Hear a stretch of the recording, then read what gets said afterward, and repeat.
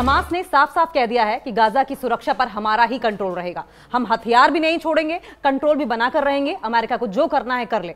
दरअसल जिस तरीके से सीज फायर हुआ है इजराइल और फिलिस्तीनियों के बीच में, हमास के बीच में, शर्त ये रखी गई थी और ट्रंप की ओर से कहा यह गया था कि हमास को हथियार हम छुड़वा के रहेंगे, चाहे जबरदस्ती छुड़वाना पड़े, चाहे मान मनोवर करके छुड़वाना पड़े। लेकिन अब हमास की ओर से बहुत क्लियर कट कह दिया गया है कि हम ट्रंप की नहीं सुनेंगे, हम हथियार रखेंगे, कंट्रोल भी गाजा पर हमारा ही होगा। हालांकि आपको याद होगा कि बीच में किस तरीके से तमाम कंट्रीज के सेना को बुलाने की तैयारी हो रही थी, जिसमें से पाकिस्तान भी अगुआ में से एक था। हमास का ऐलान यह है कि हम कंट्रोल गाजा पर रखेंगे, हमारा कंट्रोल किसी भी हालत में ढीला नहीं पड़ेगा। अमेरिका के राष्ट्रपति डोनाल्ड ट्रंप की गाजा में शांति बहाली के लिए कोशिशों को हमास के जो लेटेस्ट स्टेटमेंट आया है उससे एक बहुत बड़ा झटका लगा है, क्योंकि बार बार डोनाल्ड ट्रंप पीस के मसीहा, शांति के मसीहा बनने की कोशिश कर रहे थे और उसके बाद गाजा में शांति बहाली कराकर इसका क्रेडिट खुद लेना चाहते थे और फिर उसके बाद अपने हिसाब से वहां पर सेना की तैनाती कराना चाहते थे। लेकिन हमास ने क्लियर कट कह दिया है कि किसी का इंटरफेरेंस हम बर्दाश्त नहीं करेंगे।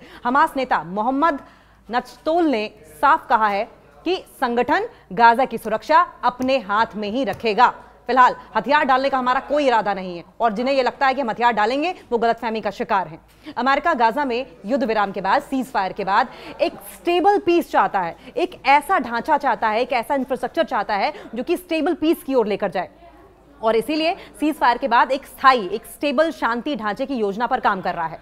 अमेरिकी राष्ट्रपति डोनाल्ड ट्रंप की शांति पहल के पहले चरण के तहत हमास और इजराइल ने बंधकों और कैदियों की रिहाई पर सहमति जताई थी। उन्होंने कहा था कि जो भी होस्टेजेस हैं उन्हें दोनों ही देश छोड़ देंगे और ये प्रोसेस शुरू भी हो चुका है।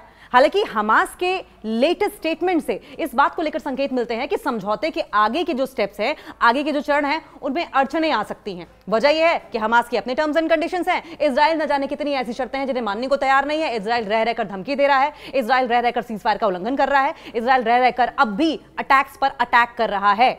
दरअसल न्यूज एजेंसी रॉयटर्स को दिए एक इंटरव्यू में हमास के वरिष्ठ नेता मोहम्मद नज्जाल ने कहा है कि संगठन गाजा में सुरक्षा व्यवस्था अपने हाथ में रखेगा। गाजा रीजन में हमास सिक्योरिटी को अपने हाथ में रखेगा और सिक्योरिटी को हाथ में रखने का मतलब है कि गाजा के तमाम लड़ाके, गाजा के तमाम सैनिक, गाजा के टैंक, वो सब कुछ गाजा में ही रहेंगे। किसी और का कोई हस्तक्षेप हमास के लड़ाके बर्दाश्त नहीं करेंगे, अपने हाथ में ही रखेगा। और फिलहाल निरस्त्रीकरण का कोई सवाल पैदा नहीं होता, हथियार त्याग देने का, हथियार छोड़ देने का कोई सवाल पैदा नहीं होता।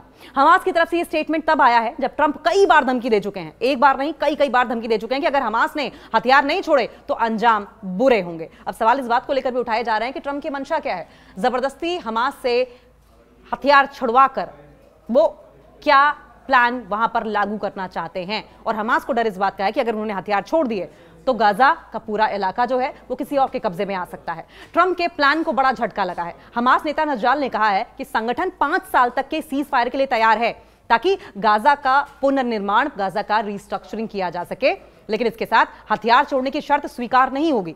हथियार किसी भी कीमत पर नहीं छोड़ेंगे। उनका कहना था कि जब तक फिलिस्तीनियों को राज्य का वादा और उम्मीद नहीं दी जाती तब तक सुरक्षा हमारे हाथों में रहनी जरूरी है। फिलिस्तीन को रिकॉग्निशन के साथ साथ फिलिस्तीन के रीडेवलपमेंट पर काम नहीं किया जाता और एक कोई ठोस योजना बनाकर नहीं दी जाती तब तक हम सुरक्षा को अपने हाथ में रखेंगे। गाजा की सुरक्षा को लेकर हम किसी और पर भरोसा नहीं करेंगे और जरूरत पड़ी तो हम लड़ेंगे भी, चाहे वो डोनाल्ड ट्रंप ही क्यों ना हो, चाहे वो सुपर पावर अमेरिका क्यों ना हो। हमास का ये जो रुख है, अमेरिका के राष्ट्रपति डोनाल्ड ट्रंप की 20 पॉइंट्स की पीस पॉलिसी के लिए एक बड़ा झटका माना जा रहा है, जिसमें वॉर के बाद गाजा में नई एडमिनिस्ट्रेशन, नई प्रशासनिक और नई सिक्योरिटी सिस्टम, नई सुरक्षा व्यवस्था बनाने की कोशिश हो रही है। एक्सपर्ट्स के मुताबिक यह बयान इस बात का संकेत देता है कि हमास अभी भी अपनी पॉलिटिकल और मिलिट्री पावर को बरकरार रखना चाहता है। चाहे इंटरनेशनल प्रेशर कितना भी बढ़ जाए वो झुकेगा नहीं।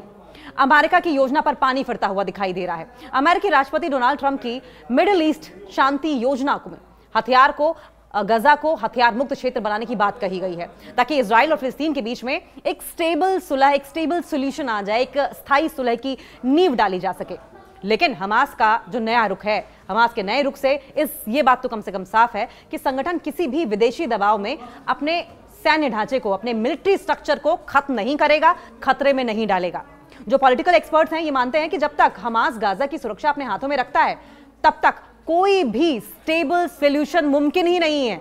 और यही वजह है कि लगातार और बार बार हमास की ओर से इस बात की चेतावनी न सिर्फ इजराइल को दी जा रही है बल्कि अमेरिका को भी दी जा रही है कि आपको करना है शांति की व्यवस्था, शांति की पॉलिसी बनानी है तो धरातल पर आप उतार के दिखाएं, ग्राउंड पर करके दिखाएं, बातें मत करें। देखिए हमास इस बात को लेकर भी इस वक्त सशंकित है कि डोनाल्ड ट्रंप आए दिन तरह तरह के बयान देते हैं और उसके बाद उन बयानों को मटियामेट कर देते हैं, अपने बयानों से यू टर्न ले लेते हैं वो। और यही वजह है कि हमास और फिलिस्तीनी जनता डोनाल्ड ट्रंप पर भरोसा करने को तैयार नहीं है। और रही बात हथियार त्याग देने की, हथियार छोड़ देने की, तो डर इस बात का भी है हमास के लड़ाकों को कि अगर हथियार त्याग दिए तो फिर विदेशी ताकतें पूरी तरीके से अपने मनमाने तरीके से गजा पर अपने हिसाब से कब्जा कर पाएंगी और फिर गजा का जो इलाका है वो और भी फिलिस्तीन के हाथ से निकल सकता है और जो सपना है फिलिस्तीन को रिकॉग्निशन देने का, फिलिस्तीन को मान्यता देने का, वो भी खतरे में पड़ जाएगा। और यही वजह है कि बार बार हमास अपने स्टैंड को क्लियर कर रहा है और कह रहा है कि हम हथियार किसी भी कीमत पर नहीं छोड़ेंगे, चाहे हमें डोनाल्ड ट्रंप से और